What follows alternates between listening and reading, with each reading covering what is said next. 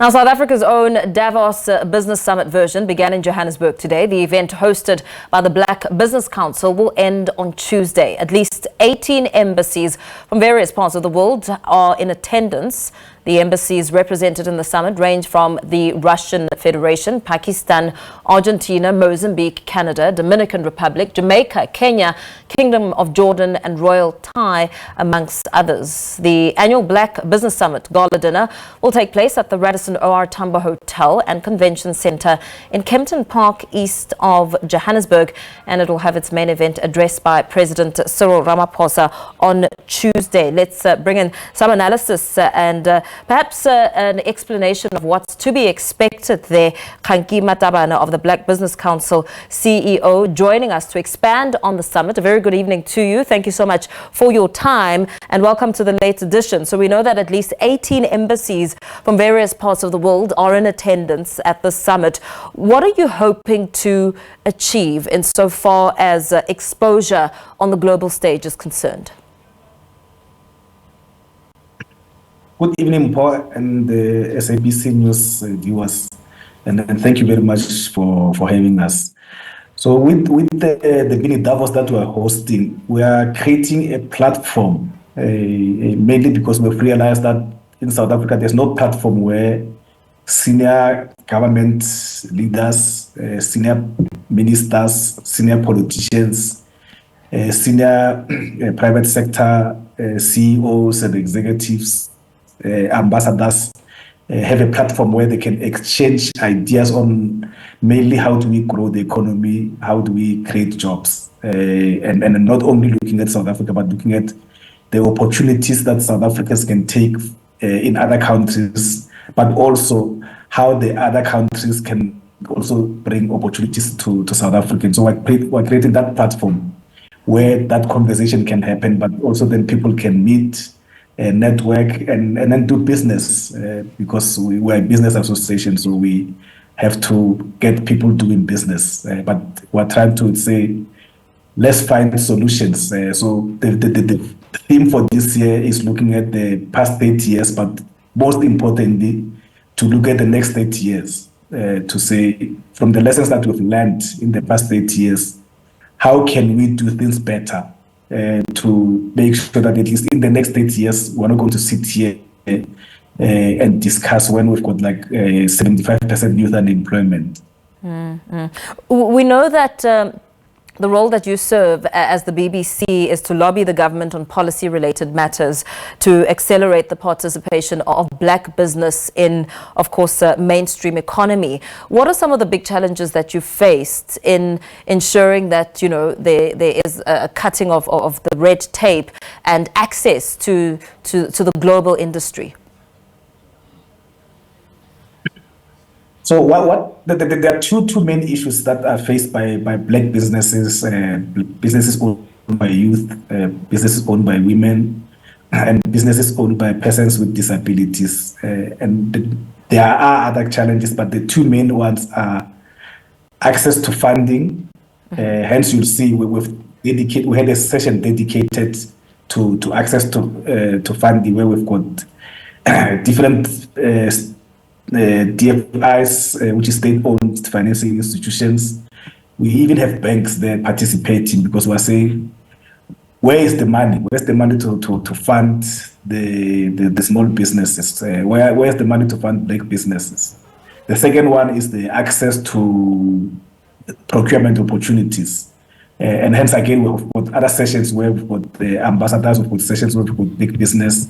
And we have people who are also exhibiting here, to big business exhibiting here, so that we're creating a platform where the small businesses, black businesses can meet with big business and say, where are the procurement opportunities for black business and small business? So we're trying to create that type of environment. Then we're then also saying to the ambassadors and embassies, can we bring business people from your countries to South Africa so that they can match and meet with the black businesses? And then we'll do the same in the next few months to take black businesses from South Africa to other countries so that they can go and check where the opportunities are and sign deals. Because that way we will encourage business, and it will deal basically we will address our objective and the mission of making sure that Black people play a meaningful role in the mainstream economy. Yeah. So we're trying to at least deal with those two main challenges. There are other challenges like non-monetary financial support, so non-financial support and others, but those are the two main ones. Once you address those two main ones, you will then be able to deal with the others. We know that President Cyril Ramaphosa is set to speak at the summit's Gala dinner tomorrow. What's expected from his address? Again, we were expecting him to say, over the past 8 years, this is what happened, this is what government has done for Black business and or has done with Black business. And these are the lessons we've learned in the past 30 years. And then this is what we're planning for the next 30 years and how we can speed up things. Because we are saying to the president that there has been progress, yes, in the past 30 years.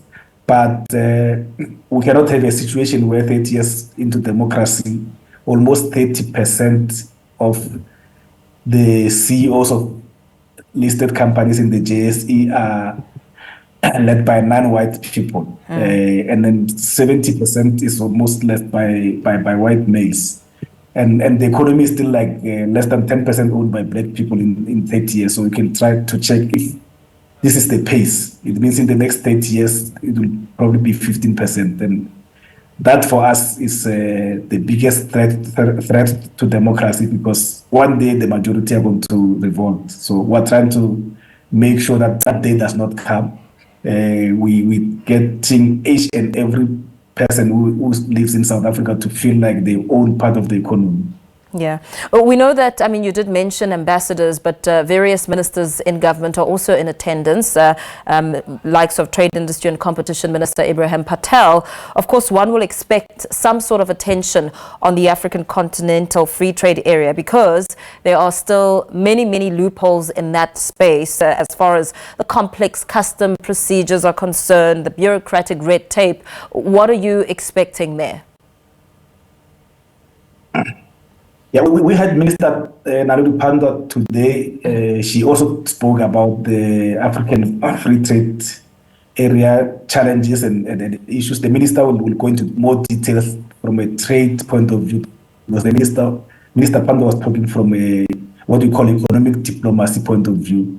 And then we recognize, and the government also I think recognize the same thing, that this is going to be a journey, this is going to be a process. But we need to get South African companies, Black companies ready, so that they can be able to cooperate and collaborate with the colleagues in the continent, so that we can start doing business amongst ourselves as Africans.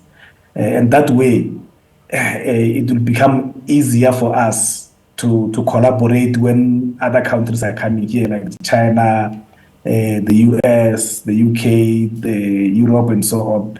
They must find us united, so that we can then say, why? Because the majority of the minerals in the world come from Africa.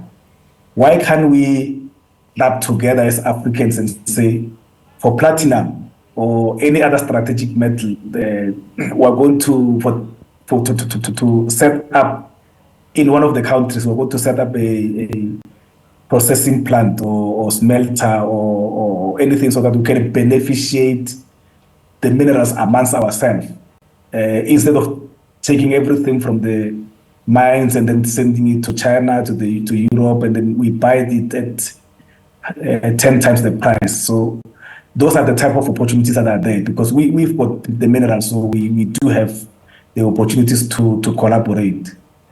Very well. Thank you so much for your time there, and that breakdown of what will come out of the the Black Business Council Summit, which will head into day 2 tomorrow. Kganki Matabane, who's the CEO, expanding on some of the expectations and the reasons behind that summit.